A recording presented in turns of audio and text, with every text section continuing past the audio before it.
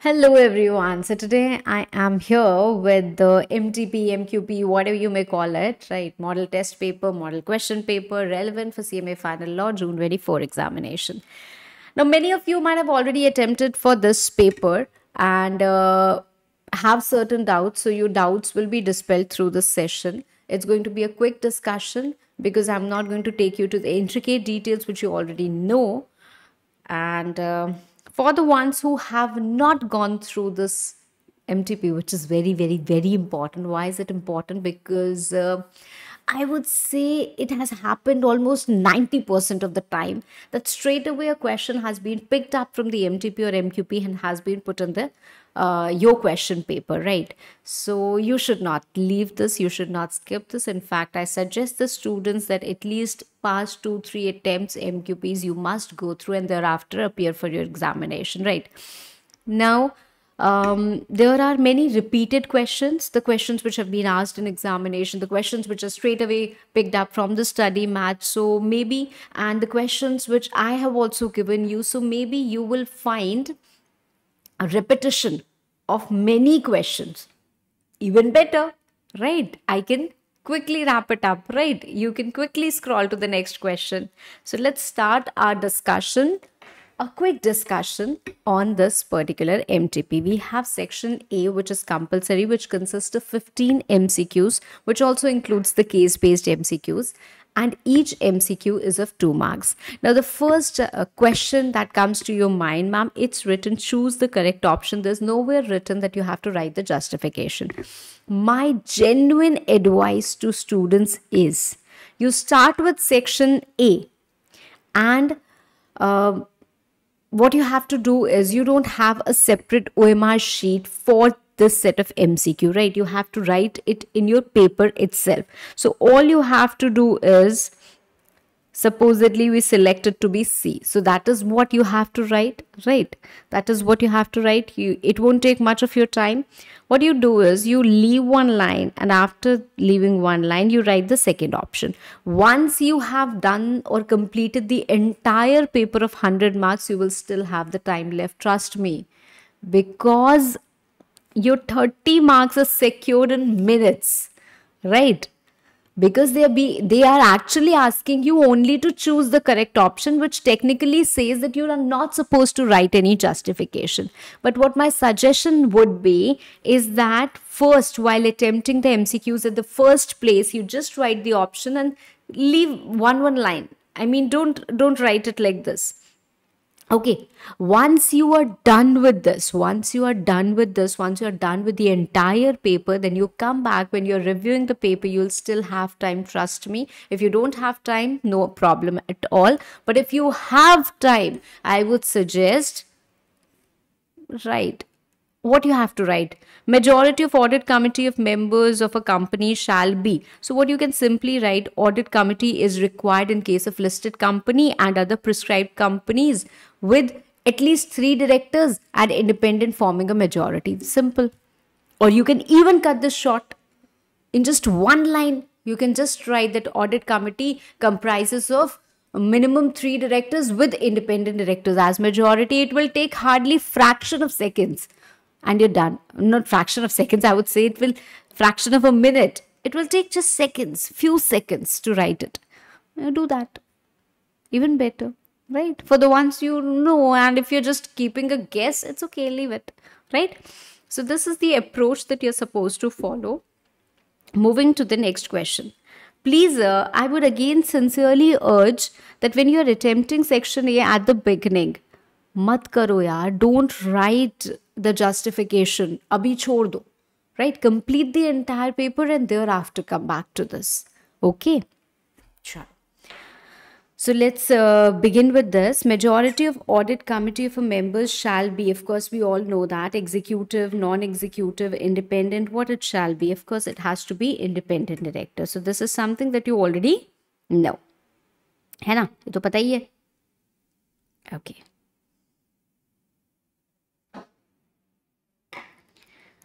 I'm just marking it over here only. And I've already told you the justification also. है ना? कि minimum there has to be 3 directors with independent directors forming a majority, right? Moving to the next question, CFO is compulsorily required to be appointed as one of the KMPs if the paid up capital is minimum. See, we haven't read any section pertaining to CFOs, but we have read a section called as section 203, right? Or rather, I would say we also have a rule 8 where we talk about the appointment of KMPs. Let's get to straight away that. So it's clearly written that the listed companies and the public companies with paid up capital of 10 crore or more shall have whole time KMP, right? तो भाई whole time KMP में तो CFO आता ही आता है, right? So what is the correct answer? The correct answer is 10 CR. So option P. Moving to the next question. Question number 3. Change of registered office within a city, town, or village requires. See, if you are shifting your registered office within a city, all you need is a board resolution. If you're shifting your registered office from one ROC to another, right? Or you can say the ROC remains the same. Within the same ROC, you just need special resolution. If the ROC is being changed but the state is the same, then you need SR plus RD's approval, and if you're changing the state, then you need SR plus CG's approval. Now CG has delegated the power to RD, but still ये 4 चीजें हम याद रखते हैं: board resolution, special resolution, SR plus RD, SR plus CG. Outside state, outside ROC, outside city, and within city. So we fall in this particular category, that is within city, and hence we need only board resolution. है ना? क्या चाहिए हमको? सिर्फ और सिर्फ board resolution चाहिए. I am not checking all the answers. भाई अगर कहीं कुछ गलत लिखा हुआ हो ना, तो आप प्लीज़ उसको रेक्टिफाई कर लेना, because many a times institutes answers might be incorrect, है ना? Moving to question number 4. The main authority under Competition Act is, यार सबको पता है main authority हमारी Competition Act में क्या है? CCI, and CCI stands for Competition Commission of India. So उसके बारे में तो कुछ ज़्यादा सोचने की ज़रूरत ही नहीं है ना? Competition Commission of India. Next question. In case of private company, internal auditor has to be appointed if the turnover is. तो इंटरनल ऑडिटर हमें कब चाहिए होता है? हम प्राइवेट कंपनी की बात कर रहे हैं. Otherwise if you have a listed company, you need to have internal auditor. If you are an unlisted company, unlisted public company, तो क्या होता है? अगर आपके deposits more than equal to 25 CR, आपका paid up capital more than equal to 50 CR, it just keeps on doubling. ऐसे ही मैंने तो याद किया हुआ है, आपने पता नहीं कैसे याद किया है. लोन्स जो हैं आपके more than equal to 100 CR, और जो टर्नओवर है more than equal to 200 CR. ऐसे 25 into 2, 50 into 2, 100 into 2, that's way you can learn it. It gets simpler. ये किस केस में है? It is in the case of unlisted public company. But when we are talking about private company the things are different. Loans more than equal to 100 CR at any point of time, और turnover 200 CR or more. Turnover 200 CR or more. Next we have, if a unit has investment in plant and equipment, the question of MSME, of 55 CR and turnover of 300 CR, it will be classified as micro, small, medium, or none of the above. The answer would be none of the above. Why? Because to become a micro classification, यहाँ पे क्या होता है? Less than equal to 1 CR. And if I am talking about investment in plant and machinery and turnover, so plant and machinery and turnover. Small की अगर हम बात करें तो 10 CR, और यहाँ पे 50 CR. एंड मीडियम की बात करें तो यहाँ पे 50 CR for plant and machinery and 250 CR for turnover. So आप तो इससे भी ज़्यादा एक्सीड कर रहे हो. योर प्लांट एंड मशीनरी और plant and equipment investment is 55 CR, which is more than this, and your turnover is 300 CR, which is fine, no problem, that is within the limit. No, that is also exceeding the limit ना. यहाँ तो 250 CR ही है, वो भी exceed कर रहा है आपका लिमिट से. तो it is exceeding, both cases it is exceeding, right. तो ये it can not be classified as micro, small, medium, any of them. Next आता है हमारा FIU stands for, what is FIU? Financial intelligence unit, right. अक्सर हमसे exam में ये भी पूछ लिया जाता है, राइट अ शॉर्ट नोट या फिर फाइनेंशियल इंटेलिजेंस यूनिट के ऊपर कुछ इलैबोरेट करें। Now they are trying to maintain a uniformity of asking questions, तो short notes in the recent MTPs as well as recent question papers, they have been slightly eliminated, but you never know, you can expect the same, है ना। तो ये क्या है होता है financial intelligence unit? भाई हमारा डिपार्टमेंट ऑफ रेवेन्यू जो है गवर्नमेंट ऑफ इंडिया के अंदर, उसका एक छोटा सा ऑर्गेनाइजेशन है। It relates to prevention of money laundering act, right. तो ये फाइनेंशियल इंटेलिजेंस यूनिट है हमारे पास, तो फाइनेंशियल डेटा कलेक्ट करते हैं for preventing money laundering, right. So financial intelligence unit.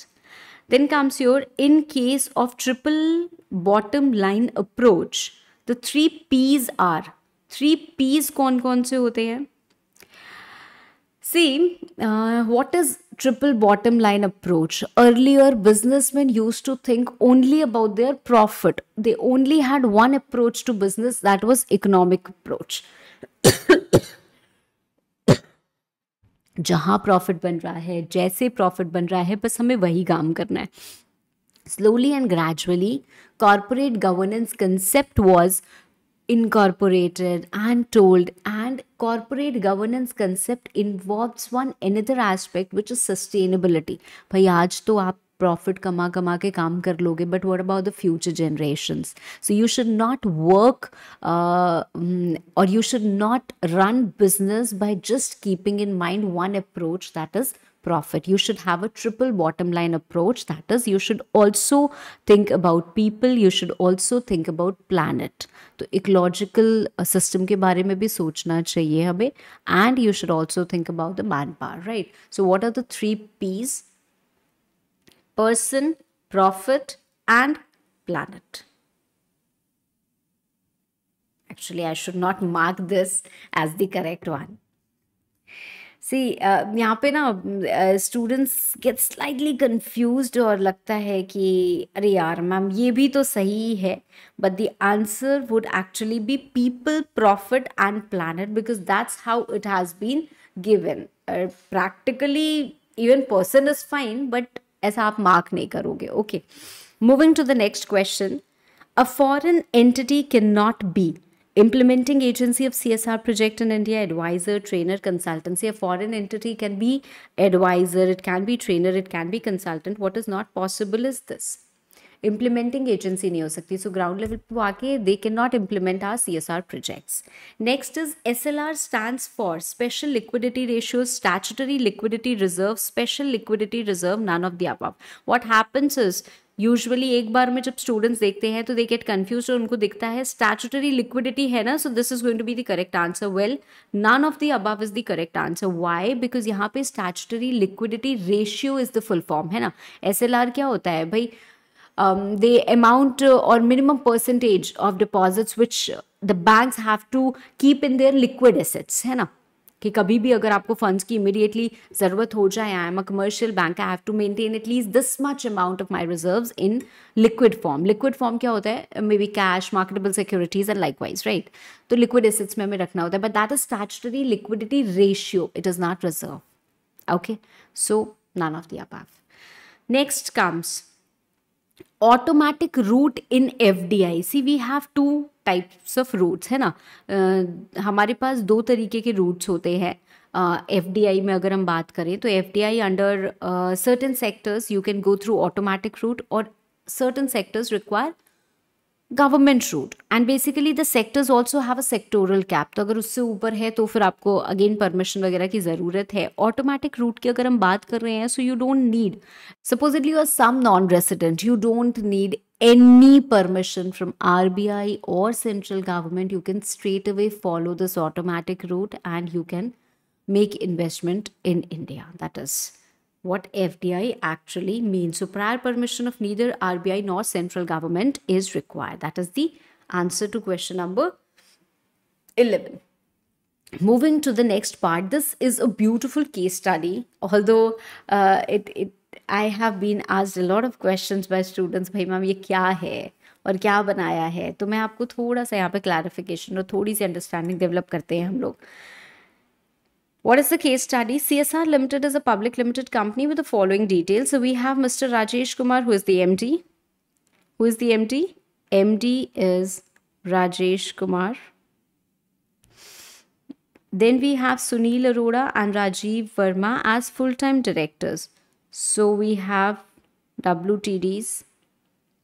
Who are the WTDs? Sunil and Rajiv. Okay. Then we also have a nominee director. Who's the nominee director? Mr. Khurana is the nominee director. Okay. And then we have Mr. Sabir Ali, who is an independent director. So we have one independent director who is Mr. Sabir Ali. Okay. So we have the information about these many directors.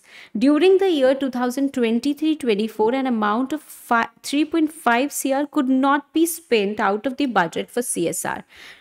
यहीं से देख के मेरा तो दिमाग घूम जाता है, but it's okay. Leading to shortfall to that extent. Now we have been given the data of last 3 years. Current year, it is projected, of course, because the financials have not been finalized. So we are projecting to have a turnover estimately of 390 CR. The net worth of 2220 CR. So it is going to exceed. इतना net worth होने वाला है. The profit is going to be 42 CR. 42 crore.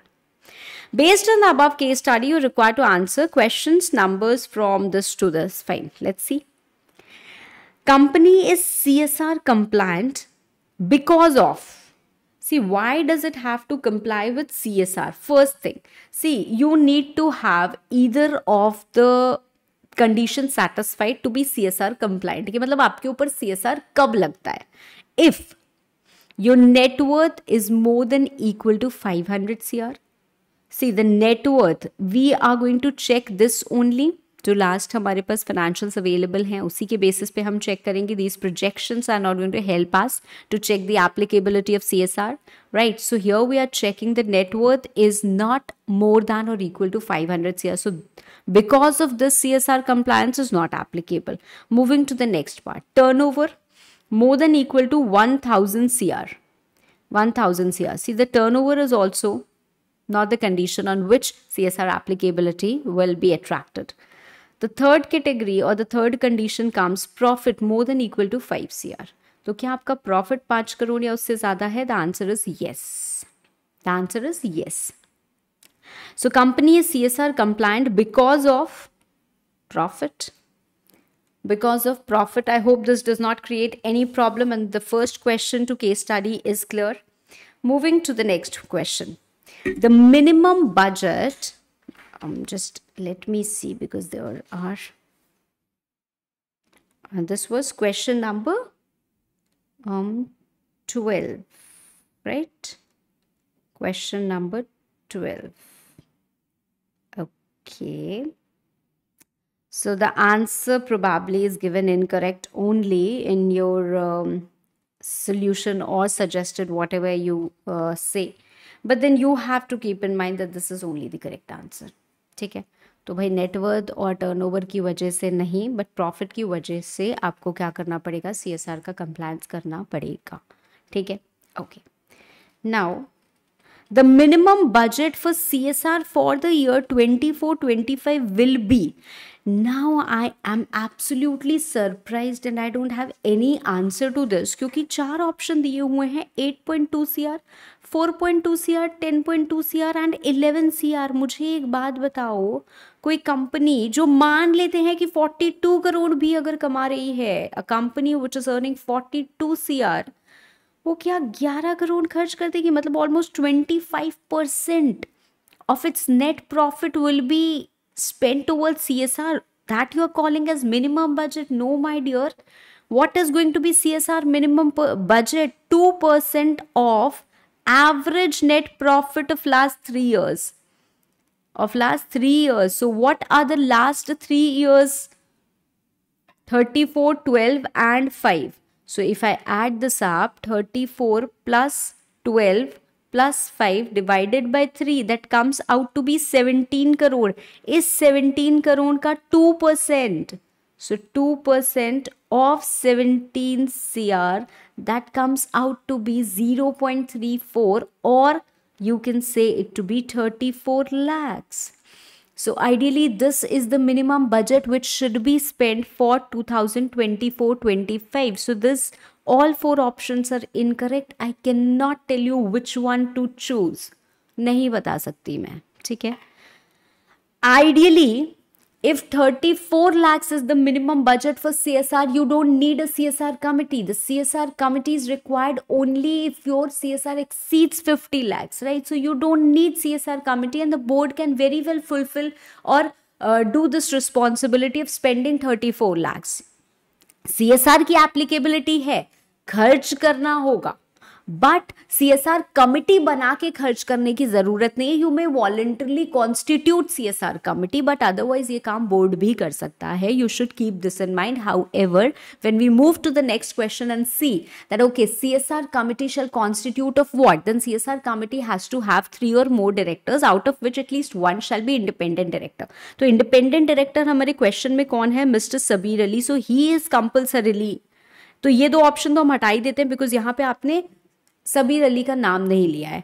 Then MD, any of the directors, or Miss Khurana and Sabir Ali. Well, MD is also not compulsorily required to be there in CSR committee. So it can be directors, any of the 2 directors and Mr. Sabir Ali. So I would say the most appropriate answer over here looks like to be option D. ठीक है, तो ये क्या लगता है? Option D. Next, unspent amount of CSR budget during the last year is to be kept aside, added to next year's budget, deposited with income tax authorities, or deposited in a special account under Schedule 7. See, again, there is a lot of confusion which the institute is having.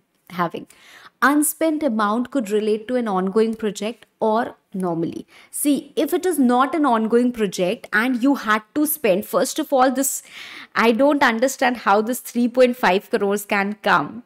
And that too deficit of 3.5 crores given these profits, but still it's okay. So if you have 3.5 crores जो आपने spend नहीं किया, which you had to do in the last year, you have a fund in Schedule 7 और आप उसमें उसको transfer कर देते हो.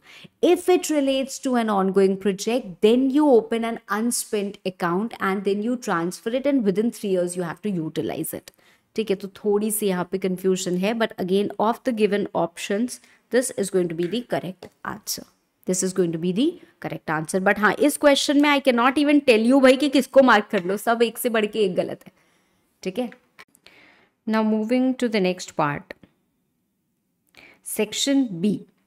Right, so as always and as expected, we have been given 7 questions, out of which we have to answer any 5, right?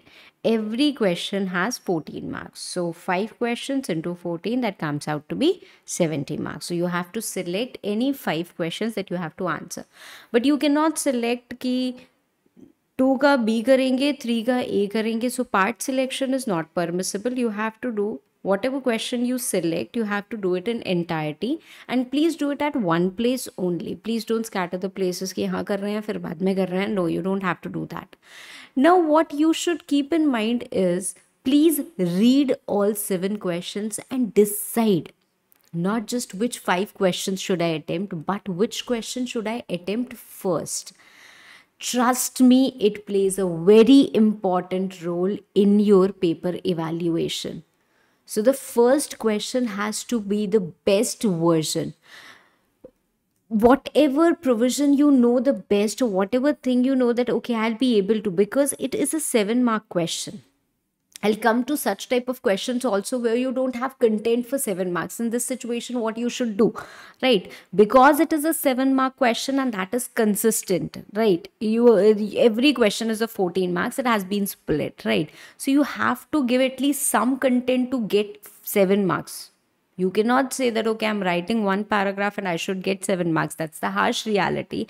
The professional exam shouldn't be like that, but it is. And since it is, instead of complaining all the time, why is it like that, we should rather accept it and come up with a better solution, Right. So the first question over here is question 2A. Discuss the disqualifications of an auditor of a public limited company. Well, we have read disqualifications of auditor in general, section 141, subsection 3. All we have to do is reproduce the entire section. Who is disqualified, who cannot become an auditor? That is what we have to do. Now, for the students who do not remember the provision, like who is disqualified? Okay, a body corporate cannot become an auditor, but LLP is an exception. LLP can still become an auditor. If you are an employee of the company, you cannot become an auditor. If you are partner of the employee of the company, you can still not become the auditor, right? If you are holding security, now your relative or your partner, if you are holding security, and security not to in just company but security in company, associate, subsidiary, holding plus subsidiary of holding, so cash, or you can say, as I have always told you, cash. So if you're holding security, the relative is allowed to hold security up to 1 lakh. And even if relative holds the security or subsequently acquires security of more than 1 lakh, the auditor is being given a span of 60 days to take that remedial or corrective action. So for 60 days, he'll not be disqualified. And if that corrective action is taken, then he continues, right? He's not disqualified. Then comes your indebtedness. So auditor, or the person who's going to be proposed to be an auditor, his relative, his partner, he should not be indebted to again cash in excess of 5 lakh. So there the limit is 5 lakh, right? They should not have been given guarantee to any third person, right? Guarantee of security to third person, right? Or rather to company of third person, right? So they have given guarantee. That means again they are indebted only, no? Because if the other person or the third person is unable to pay, he has to pay, right? So again, there will be indebtedness, contingent indebtedness, you can say. If the other person is not able to pay, I have to pay in excess of 1 lakh, right? Now, instead of explaining all the points, let me be very clear. If you do not know all these provisions, you will face difficulty in writing. But if you know these provisions, still you are unable to write, still you are unable to decide, then you can also attend the writing practice session. Okay. So you can learn, I have that, and you can learn the tips, tricks, and everything. How should I approach? But if you know the provision well, direct or one sincere tip is that just start writing. Just start writing. Just ensure that the intended meaning should not change. It's not necessary that you have to reproduce all the points that I said. They were not involving any book language. I was saying it very cleanly, very plainly. Of course, you cannot write this cash, but you have to write company, associate, subsidiary, holding, subsidiary of holding. That's how you have to write. And if you write, you'll get marks. Okay, so the intended meaning should not change. See, the following person shall not be qualified for appointment as auditor of a public limited company under section 141 of Companies Act. A body corporate other than LLP, that's what I told you. An officer or employee of the company. A person who is a partner who is in employment of an officer or employee of the company. So somebody who is a partner or somebody who is an employee of employee. He's disqualified. A person who or his relative or partner. So we have these 3 points. These 3 points of security, indebtedness, and guarantee. Now, they haven't written that. You should also write that relative can hold. Okay. Then the person who has business relationship, not with just company, but company, subsidiary, holding, associate, subsidiary of holding, and also subsidiary of associate. Right. So that is also included. Then what is business relationship? That you can explain, although that is something which is not needed. I wouldn't recommend. But of course, you can explain. Rather, I think this point must be incorporated. Okay. But then, of course, you can incorporate business relationship also. Then the person whose relative is a director. Okay. So if you are being proposed, your wife is a director in the company and you are being proposed as a statutory auditor? You cannot be, right? If you are in employment somewhere else and you are exceeding that limit of 20 companies, there is a limit on auditor, how many audits you can take up, right? So there is a limit of 20 companies. Of course, there is an exception and everything in that, but in general, there's a limit of 20 companies and you have to be within that limit. So if that limit exceeds, you cannot be appointed as an auditor, right? Then if you have been convicted by an offense involving fraud and 10 years have not elapsed, the date of your conviction, so from the date when you were found guilty, from the date of that court order, 10 years have not elapsed, so you cannot be appointed as an auditor. And lastly, if you render the services under section 144, you cannot be an auditor, right? So these are all the points. A very generic, direct question. I don't think there is anything you need to know extra, right? Clear cut, all the points you have to write. And if you write, you'll get good marks. No problem at all. Moving to the next question. There was a persistent demand from small shareholders to have a director nominated by them to look after the interest of small shareholders. See, now comes the role of section number. Section number also plays a very important role at these places. These are big questions. See, I will also tell you the trick that if you do not know the section number, how should you begin your answer to make it a decent one?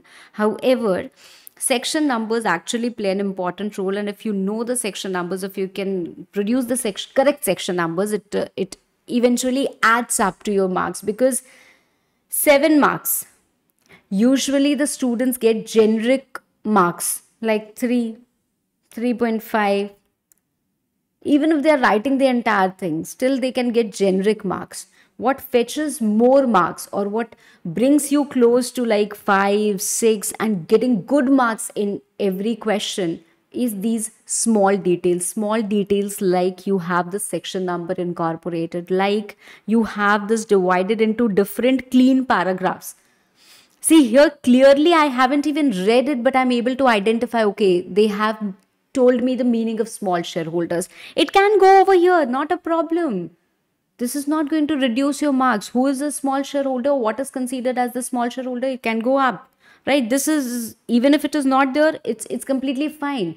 This can go at the end. So this is not going to reduce your marks that, okay, I have to write the answer as it is given in the suggested. No, these are only suggested answers. These are not even answers to your question paper.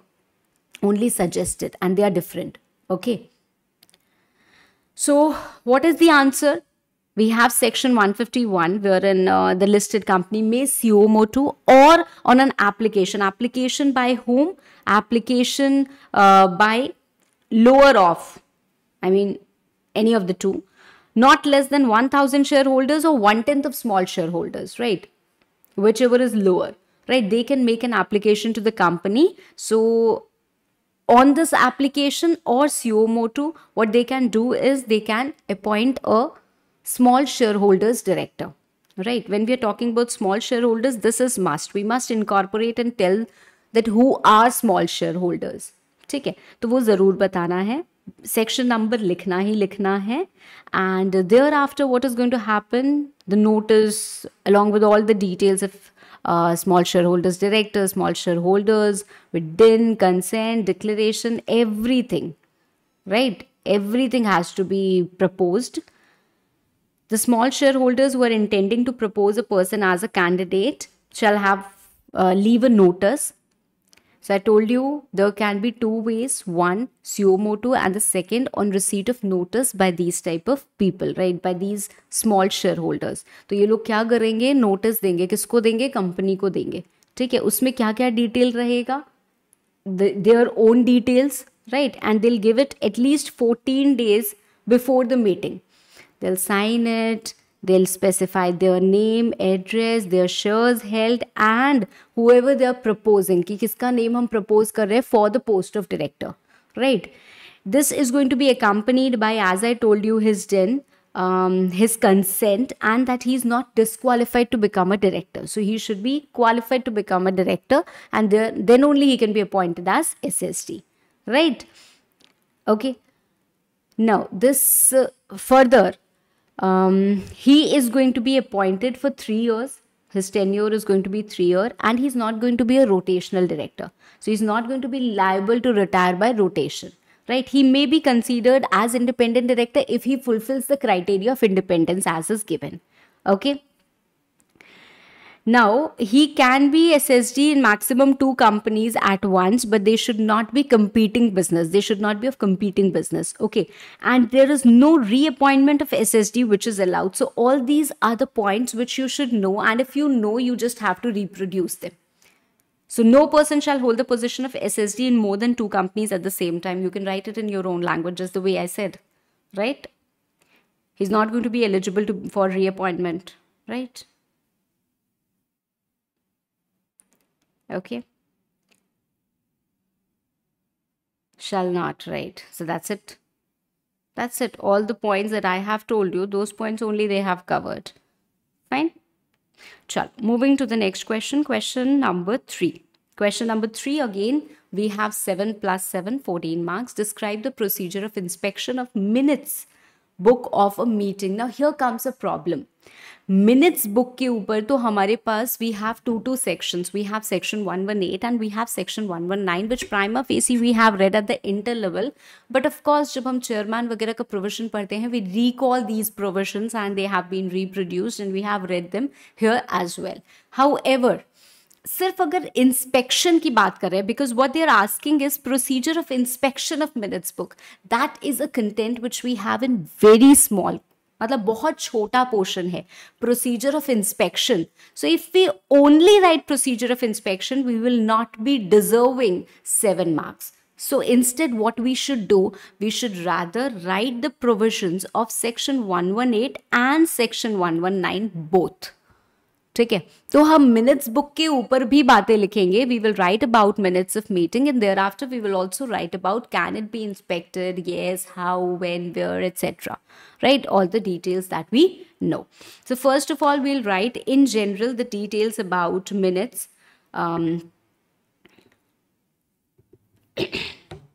See, the books containing the minutes of any general meeting of a company shall be kept at the registered office, be opened during business hours to inspection by any member without charge.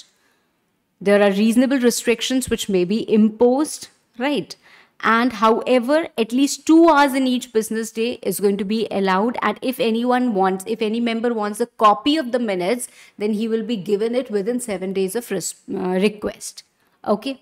So this is it. This is it. हमको सिर्फ इतना ही पता है. Although they have written point number 1 and point number 2, either they have asked the incomplete question, maybe there was another point which they needed to be added, because inspection के लिए तो we have only this much content. तो जो मैंने ऐसे underline किया, that all things you have to keep in mind and you have to write it. You need not write it this way only. You can write all the things in points also. ठीक है, कि inspection कौन कर सकता है, member कर सकता है without any charge. If he wants to obtain a copy of minutes then he has to pay that requisite fee and within 7 days he can obtain that, right? There can be reasonable restrictions which may be imposed by the company. वो reasonable restrictions कैसे impose कर सकते हैं? Maybe they can write it in their articles, और general meeting में कोई resolution pass करके reasonable instructions can be imposed. Where is it going to be kept? Right? And at least 2 hours to allow करेंगे. So all these points can be written. All these points can be written in points. Okay. However, this is not going to fetch us 7 marks. We all understand that. तो इसीलिए उसके बाद हमने क्या किया है? The other statutory requirements relating to minutes of meeting.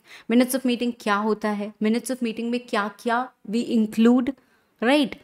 And ये board meetings में क्या क्या इंक्लूजन होता है? मोर इम्पॉर्टेंटली जो हम पढ़ते हैं कि it is at the discretion of chairman that he may not include something in the minutes, right? What he will not include, which in his opinion is maybe defamatory or detrimental or is irrelevant, right? So that is something that we may not include. Okay. Then minutes की signing कैसे होती है? Who signs the minutes, right? Where is it kept? Okay. And it is also an evidence. And then if you remember the penalty, well, great. Okay, it is going to be preserved permanently. So you can also write about the preservation. It has to be signed, it has to be dated, it has to be consecutively numbered, right? Okay.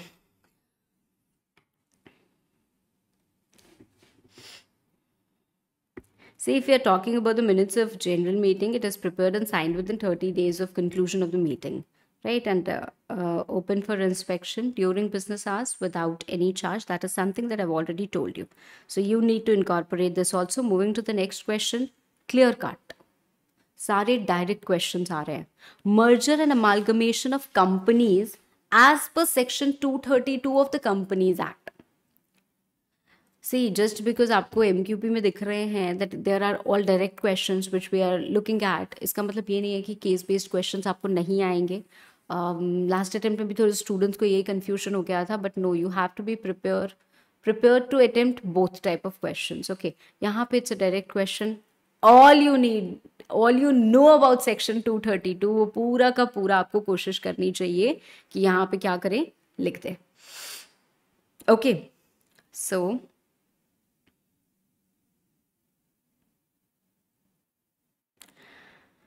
applicant gives an application under section 230, right, to tribunal relating to merger, amalgamation, reconstruction, whatever it is, for sanctioning of a compromise or arrangement, right? After the tribunal क्या करता है? Tribunal orders the meeting of creditors or members, या फिर कोई भी और specific class है अगर तो, you may also give additional directions for meeting, right?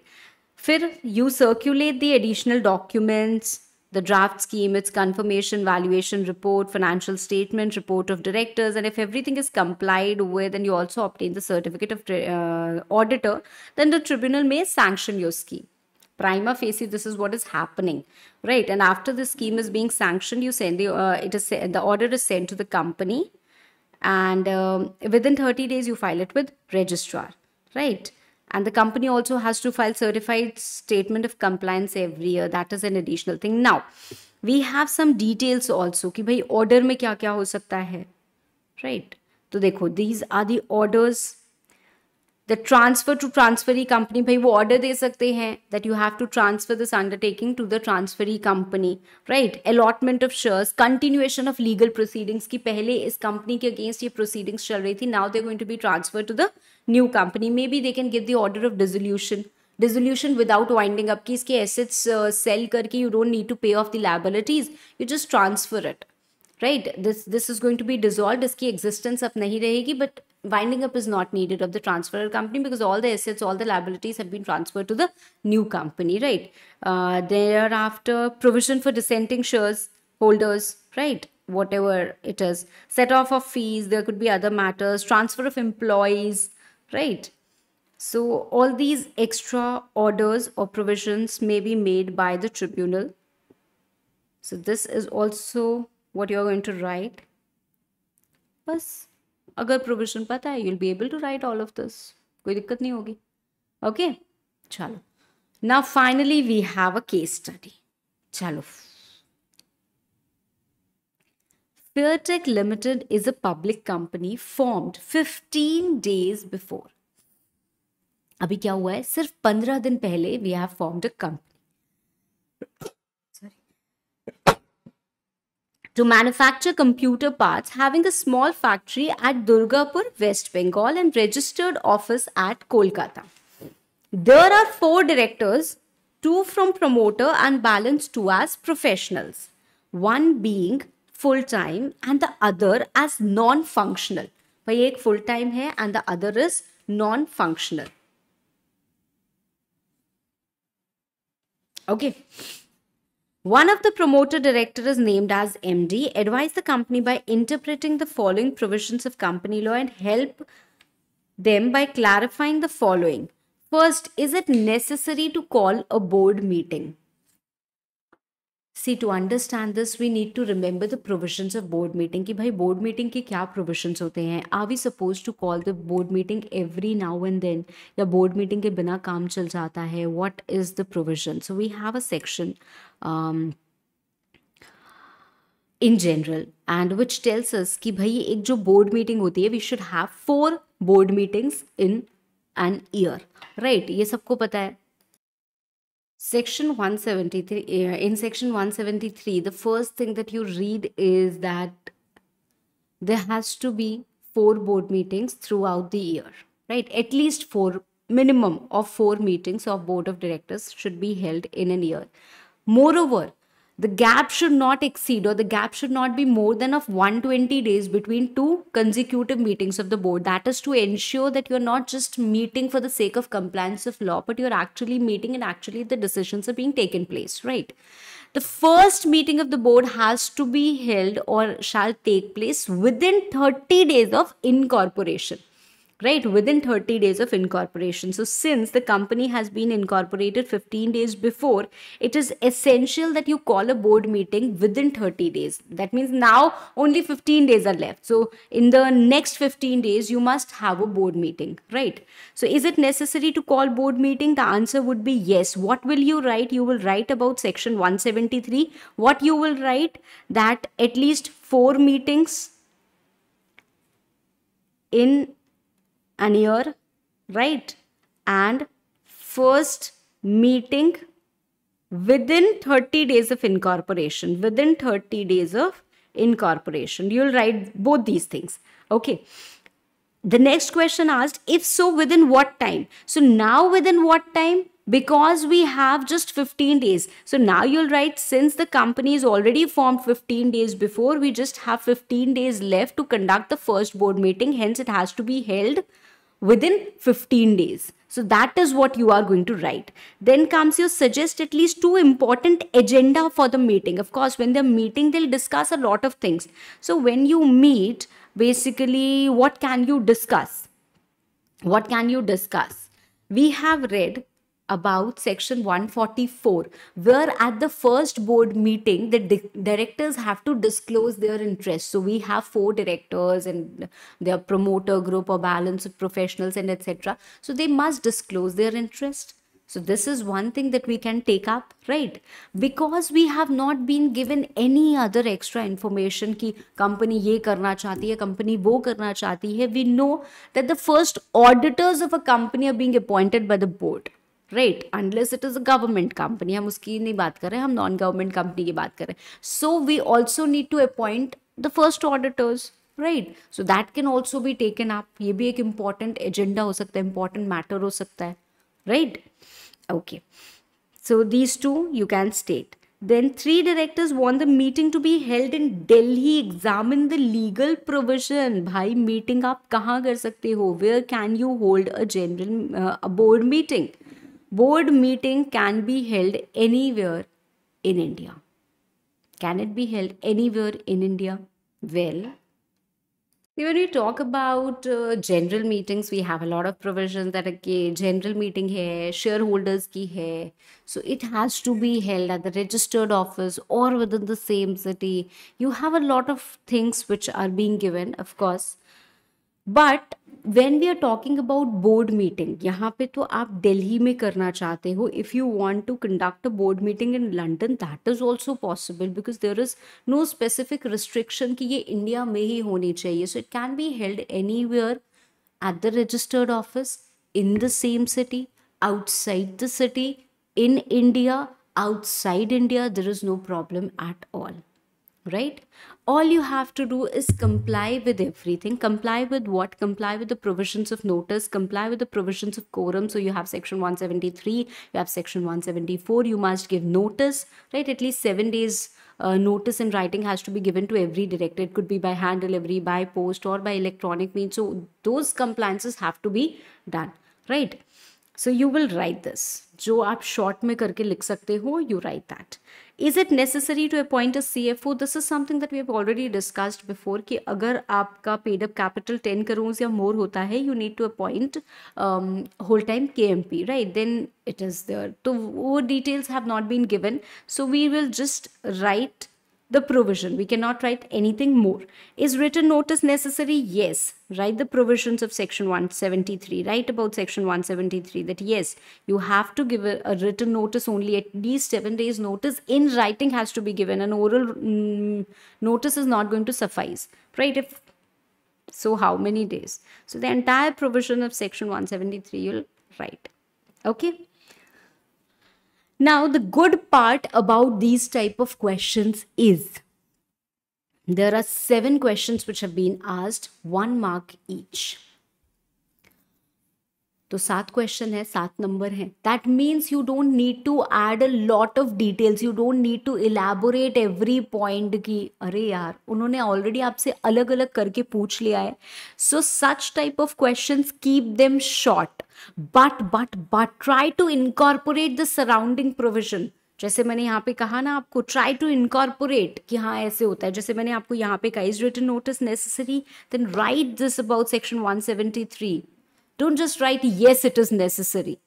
ठीक है, although you can write this and maybe 50% of the times you might even get marks, but don't write it this way. आप professional exam दे रहे हो, you must write the provision that yes according to section 173 at least 7 days notice has to be given in writing to every director by hand delivery or by post or by electronic means, right? So write this.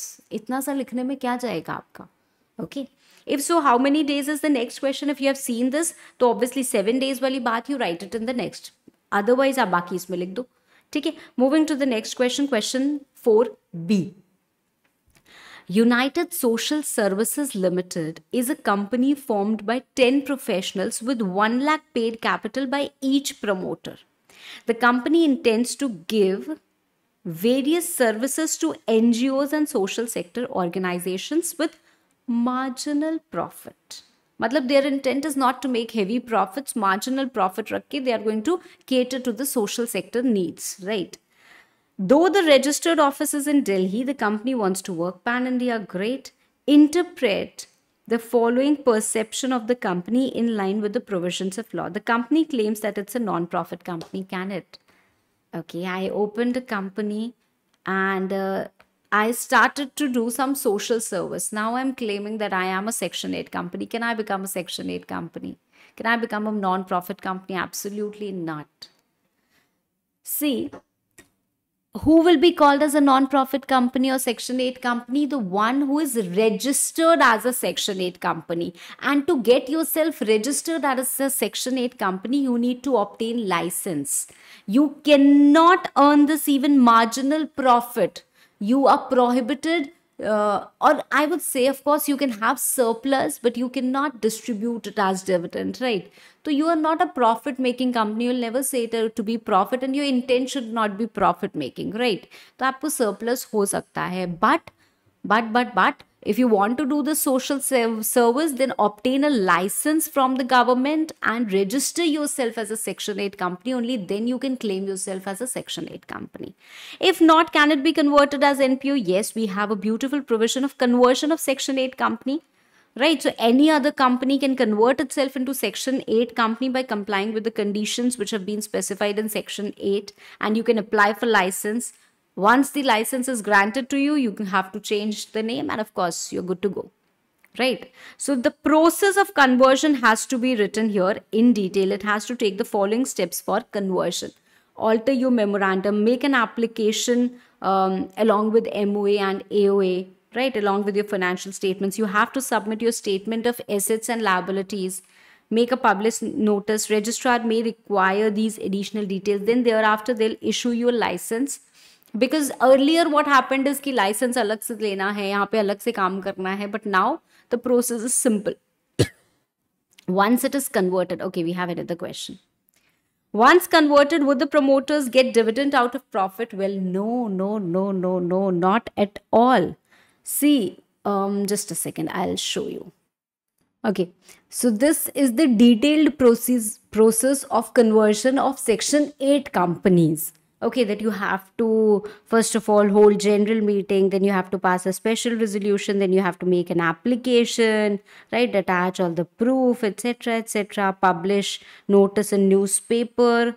Thereafter, you'll be given an opportunity of being heard. Thereafter, you'll get it approved. Thereafter, you'll convene the meeting. You'll file the documents with registrar. And after that, you'll obtain a fresh certificate of incorporation, right? But you don't have to read in so much detail.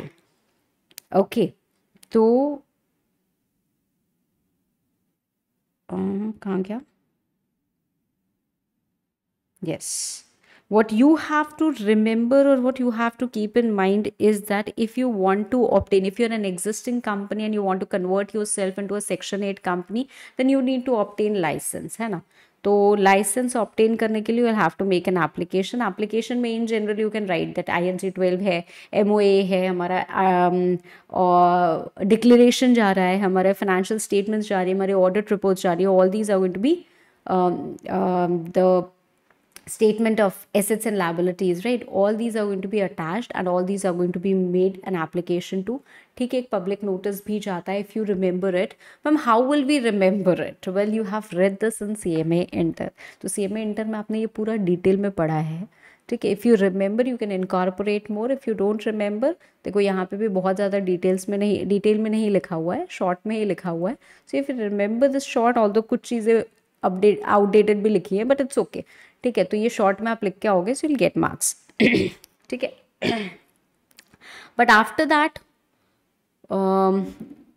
again, will the promoters be entitled to receive dividend? As I told you, the promoters will not be entitled to receive dividend. क्यों भाई, section 8 company है, prohibited होता है to receive dividend if there is anything left after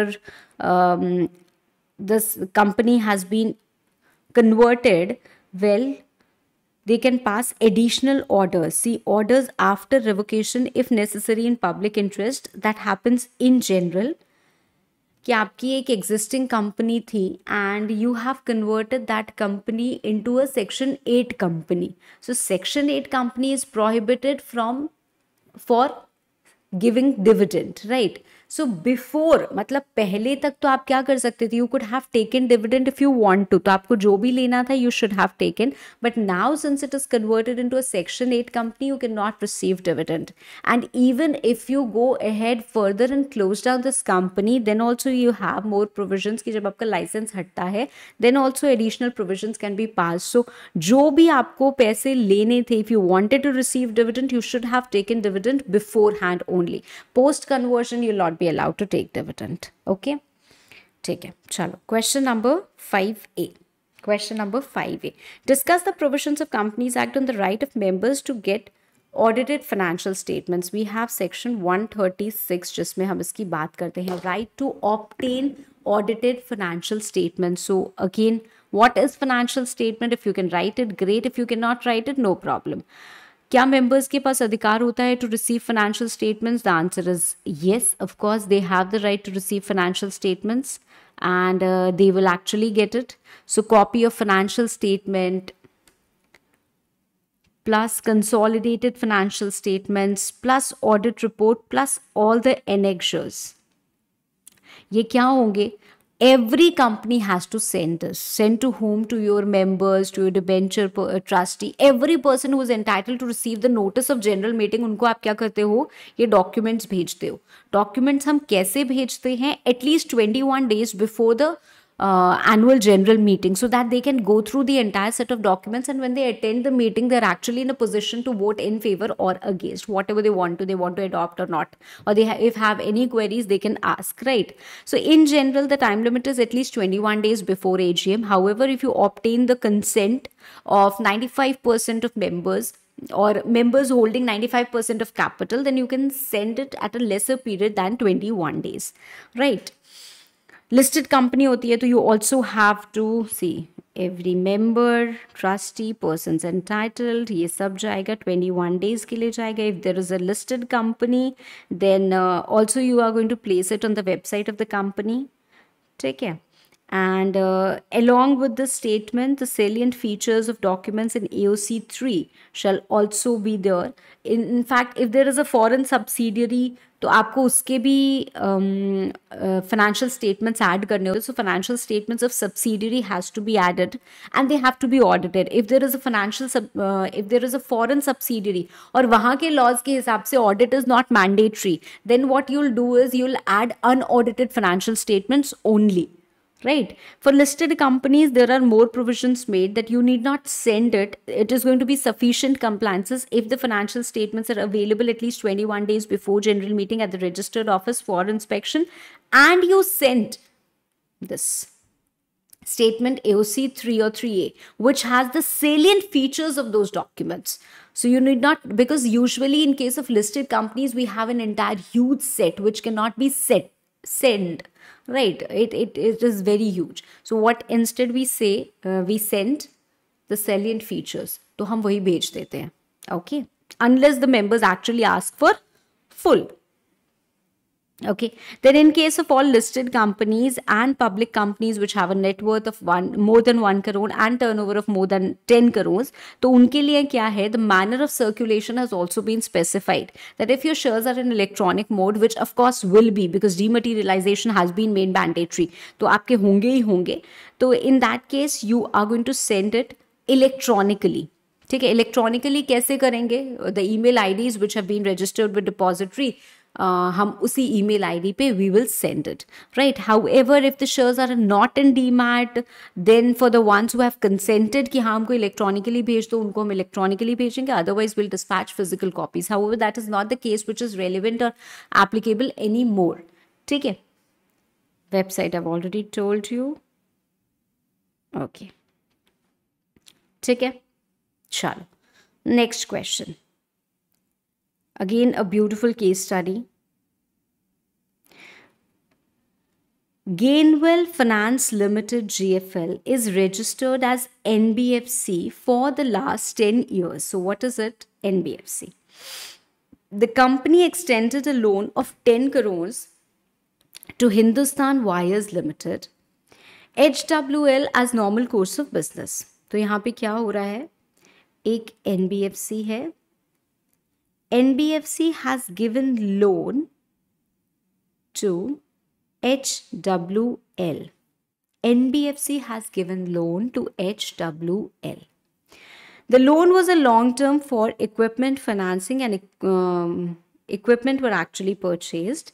HWL repaid only 1 crore. यहाँ पे loan कितने का था, 10 CR का. They repaid 1 CR. Repaid 1 CR only and stopped paying further installment. That means 9 crore की financial debt is pending. The company had to operation for various reasons. I think something is missing. Anyways, examine the situation in context of IBC because Insolvency and Bankruptcy Code to get the following queries. Which type of creditor GFL shall be classified as? ये जो GFL है, ये कौन सा creditor कहलाएगा? Well, although it has given loan for normal course of business, but it has given loan, so it will be a financial debt. It will be a financial debt. I'll straight away come over here. In the present case, Gainwell Finance Limited shall be classified as a financial creditor as GGFL has extended financial loan to HWL. Okay. Where the application can be made. Application हम किसको देंगे? See, the application for CIRP shall be made to NCLT because NCLT is the adjudicating authority for corporate insolvencies, right? तो वहाँ पे application कौन देगा? Application shall be made by the financial creditor, that means this NBFC.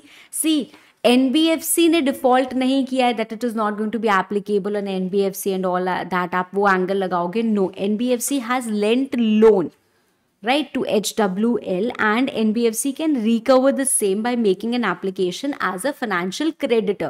So he can make an application to whom? He can make an application to NCLT. So where the application can be made? Application can be made to NCLT. So you'll write the crux of the entire section कि भाई जब एक financial credit application देता है, so how we can do it, right? Or just a second, I will see. Okay. So section 7, initiation of CIRP by financial creditor. So financial creditor by itself can file an application to adjudicating authority, right? So this is the second answer. Now, if I move to the next one, okay. Is IP necessary? Who is IP? Insolvency professional, right? So is he necessary? Well, exactly what they're trying to ask us is not clear. IP is necessary to be proposed by financial creditor, क्या ये पूछ रहे हैं, या फिर IP is necessary in the process? So we will write both, है ना. IP is necessary in the process. CIRP cannot happen without IP. हमें insolvency professional चाहिए ही चाहिए, right? So financial creditor actually proposes the name of a resolution professional. If there are no disciplinary proceedings pending against him, the same RP is being appointed, है ना, by the adjudicating authority. And who is the adjudicating authority? We have NCLT as the adjudicating authority. So yes, IP is necessary. Okay. Then, can GFL make a petition on its own? Of course you can. You also have this option. We move to section number 10, where CIRP can be initiated by the corporate applicant himself. मतलब आप corporate debtor हो. Who is the corporate debtor over here? HWL, because he has defaulted in the repayment of a loan. So he is the corporate debtor. He himself can send an application for CIRP to adjudicating authority, right? With all these details. ठीक है. So yes, that can be done. What CIRP in this context? What is CIRP? Well, you don't write just the full form that CIRP is corporate insolvency resolution process, but also explain it in one line. ठीक है. What time is expected to resolve? CIRP has to be completed within 180 days. One time extension of 90 days may be granted. Please write only this. Please don't fall for the trap कि यहाँ 360 days का ही लिखा है ma'am book में. Institute ने क्या लिखा है क्या नहीं, छोड़ दो. आपने जो पढ़ा है उस पर आप विश्वास रखो. Okay. Can HWL itself apply for taking over the company? Well, no. You cannot directly apply for taking over the company, but in the process of CIRP, if that helps, or if there is a proper plan that by taking control of the company, they can actually revive the company, then they can suggest a resolution plan and they may apply for taking control of the same. But that has to be through that process only. ठीक है? Okay. So moving to the next part. Question number 6. 6A, describe what do you understand by the 3 P's, list the benefits of sustainability management. 3 P's क्या होते हैं हमारे? Planet, people and profit. So all the 3 approaches, it is triple bottom line. Basically, broadly, मैंने आपको already explain कर दिया. All you have to do is write here in details. What is economic approach? What is ecological approach? What is the social approach, which is also called as people approach? And thereafter, we have to list the benefits of sustainability management. So here we have the question of 7 mark further divided into 2 parts. So benefits of sustainable management, it's advisable again to write in points as much as you can. तो ये जो पूरा आपने sustainable management पढ़ा है ना, they have exactly not written the points. See, managers need to understand that their values are critical factors in their decision. What is this benefit actually? How have they framed it as benefit? They haven't framed it as benefit. So don't think कि अरे ma'am ये benefit जैसा नहीं लग रहा है. Whatever content you know about sustainability management, you reproduce it, but try to write it in points. ठीक है? Then,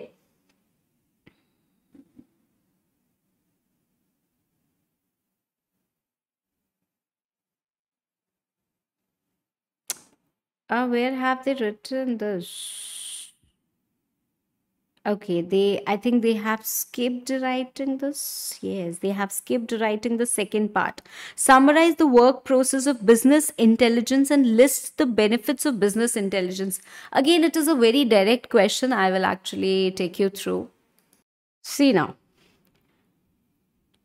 The process, ki business intelligence, how does it work? So steps in BI, data preparation, analytical querying, distribution of KPIs, then use of information to help influence and drive business decisions. So of course, how the process works, you have to elaborate, keeping in mind these points. And then we come to the benefits of BI. So these are the benefits that you have to write. So list the benefits of business intelligence. So what are the benefits? They speed up the process, they optimize internal business process, they increase our efficiency, you can spot problems that needs to be addressed, right? You can identify what trends are being emerging, you can develop better strategies, you can increase your sales, you can give a competitive advantage edge. So these are in general, even if you don't remember, you can write it. Otherwise, I've told you to remember these benefits of BI. They're very important from examination perspective, है ना?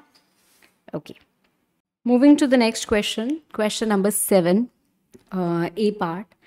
Describe the restrictions on communication and trading by insiders.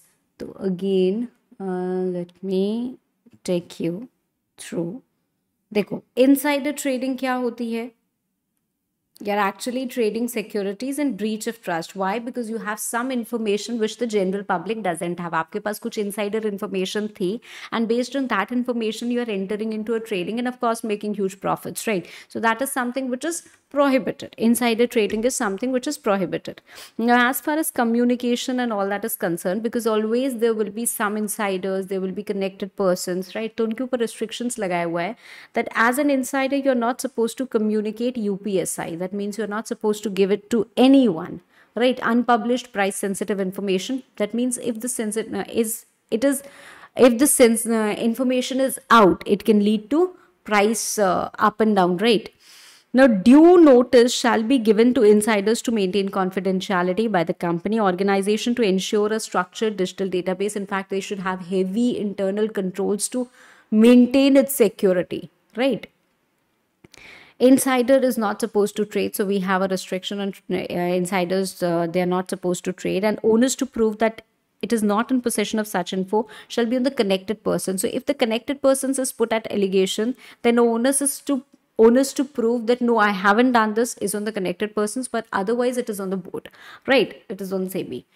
So we have these things in detail. Of course, I am not discussing the provisions out here. I'm not explaining you कि क्या होता है, कैसे होता है. You have very few days left in your examination and probably you have revised the entire thing. I'm just here discussing the MTP, that what things you must incorporate and what things you must write in your answers. ठीक है? Discuss anti-competitive agreement and its types. Again, I would rather take you through the charts because that will be easier to make me go through, because these are the leftover questions, question number 7 and question number 8.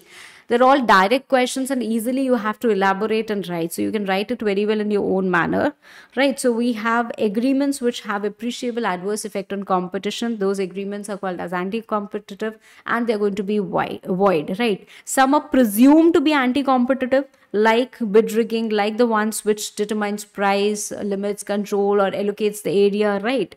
Otherwise, we can determine by seeing certain factors. Then we also have these agreements, vertical and horizontal. Vertical like resale price maintenance, and of course horizontal like you can form cartels, right? So you have to elaborate the entire thing and you have to write.